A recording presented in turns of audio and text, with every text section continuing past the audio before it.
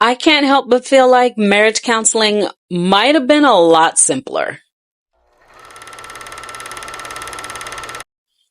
Hello everyone, I'm author R.L. Raintree. This is Reels and Reads, where I give honest reviews and occasional spoilers. Over Your Dead Body is an action-packed comedy, dark comedy, that just never lets up. It's a cross between, War of the Roses, and I'd say a little bit of Natural Born Killers. You have two main characters, Lisa, who's an actress, and her husband, Dan, who is a director, and their marriage has gone to shit. There's infidelity, both are disengaged, they hate each other, and I honestly, I don't understand why divorce wasn't an option. Well, they do explain it, but it's not a good enough excuse. Essentially, they're broke.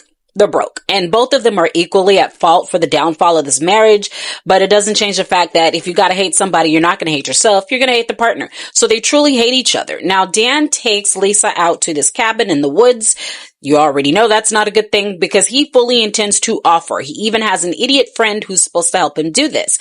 But Lisa is smarter than the average bear. She catches on quite quickly, and she's deciding that she's going to pull an Uno reverse. And this probably would have been a modern day War of the Roses if it wasn't for the fact that Juliette Lewis, Anthony Olyphant, and Keith Jardine show up. And they play, well, Juliette Lewis is a corrections officer, and the other two gentlemen play escaped prisoners. And apparently the prison is nearby, which it usually is when it comes to the forests. And they find the house in the woods that belongs to Dan's dad. And it's like Goldilocks, okay? They get there before the couple does. And so they're basically deciding we're just going to hide out here until the heat is off. And then we're going to be good to go until they show up, the couple, planning to kill each other. And so now you have actual killers watching them try to kill each other. Now, they don't care about any of that. They're not trying to get involved. They're not marriage counselors. They figure, hey, everybody's a little messed up. We just want the funds. And so now we go from 2 people trying to kill each other to 5 people trying to kill each other. And it's a mess. It's a mess. It's a wonderful mess. It's dark, hilarious mess, but a mess nonetheless. What I liked most about this film is the action does not pull any punches, no pun intended. It's constant. It is nonstop. The moment Dan tries to kill Lisa, there is no break. Like, there's no long dialogue moments and, distractions from it. Somebody is trying to kill somebody within every 2 minutes, perhaps maybe 5, but it's constant. I mean, very creative ways. You think knives and guns are the only ways to kill people? Nay.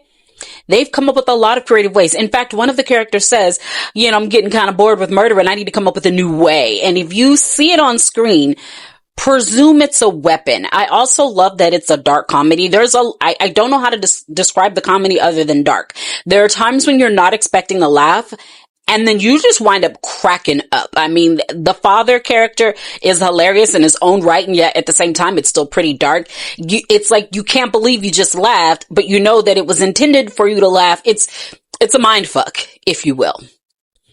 What I didn't like about the film is one major thing, and that is a rape scene. Now, I'm gonna spoil it for you and say the rape doesn't actually happen, but it, for all intents and purposes, was going to happen, and it is of a male character.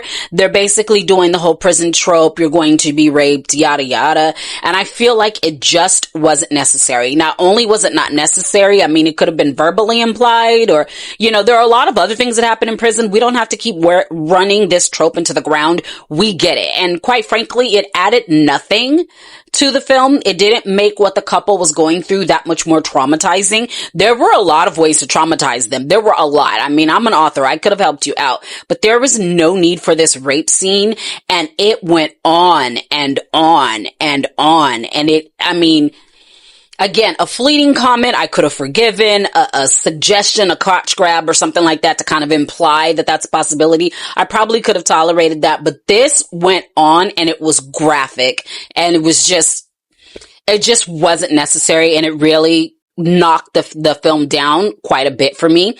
And something else that affected the rating for this film is that there comes a point where you're just like, Jesus Christ, enough already. To the point where The shotgun not going off happened one time too many for me. You know, hitting someone over the head with something hard was one time too many for me. There were moments where it was comedic, so I'm okay with that. But there comes a point when the constant murderous attempts become repetitive and a little bit too lengthy. But that was completely forgivable. Again, I'll say the rape scene wasn't necessary, and it really ruined this for me.